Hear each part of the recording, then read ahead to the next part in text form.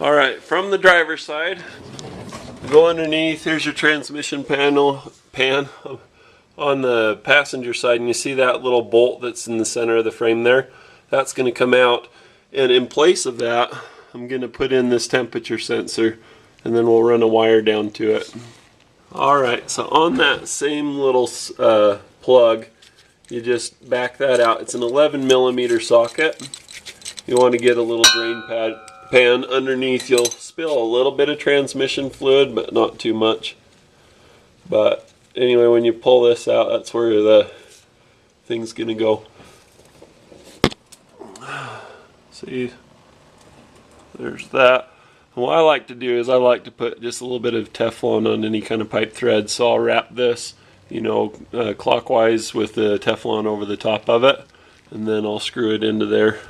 If you take all this washer stuff off, then it's easier to work with your socket, and you can still preserve and use the non-conductive washer that's on there. You can see the bleeding has slowed. So you take your Teflon wrapped sensor, stick it up in there, and just thread that in. Thread it in by hand quite a bit. Get it until it starts to bind a little bit. It's like I say, it's 11mm. Pull the plug out, and then when you go to put this one in, it's just a 13mm or 1/2 inch. Because it's a pipe fitting, technically it would be a 1/2 inch, but 13mm is the equivalent. And I like the metric system, and I really like my metric wrenches. I invest in good ones because you can always, just about always, get by on a metric set, whereas you can't with a SAE. The metric system's awesome. Maybe we can start a metric versus SAE fight in the comments section, or debate. Not a fight, not an argument, but a debate. No trolling. And there it is. So when you're all done, it should look something like this.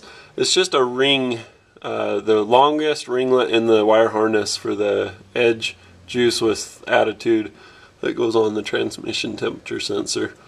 And what I do is I like to tie it up to the little body pan plug that you see up there with a wire tie. And then I route it up over the wire harness by where the dipstick tube is, and that helps to keep it off the exhaust, and then use wire ties up above to keep it off the exhaust manifold into exhaust excessive. I'm talking about the exhaust excessive length in the wire harness.